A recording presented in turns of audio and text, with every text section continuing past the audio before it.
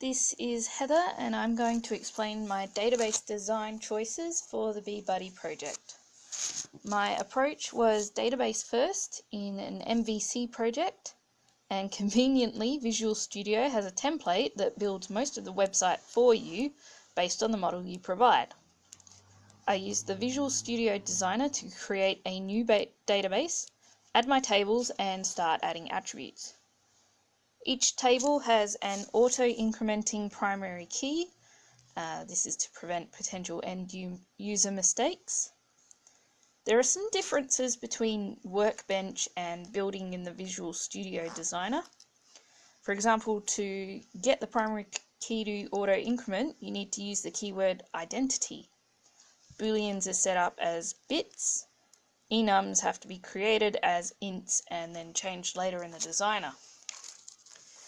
Once I had set up the tables along with all the foreign keys, I used the Visual Studio Wizard to generate the entity relationship model.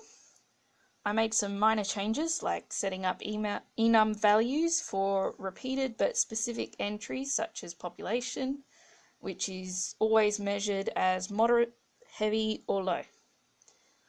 The relationships also look a little bit different to the Workbench, and I did make an error when I set it up.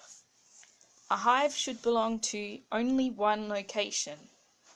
I believe that because the hive's foreign key wasn't specified as not null, that the relationship was generated as a 0 or 1 locations to many hives.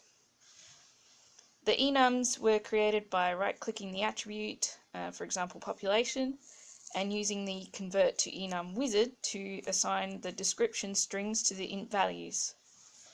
One of the client requirements was the ability to view a history of the hive, so a many-to-many relationship between hives and workers as an inspection table was a good way to address this need. I also included a date field so that inspections could be ordered by most recent. The code to organize this is Razor syntax. Anyway, that's my explanation of the database design. Hope it was informative.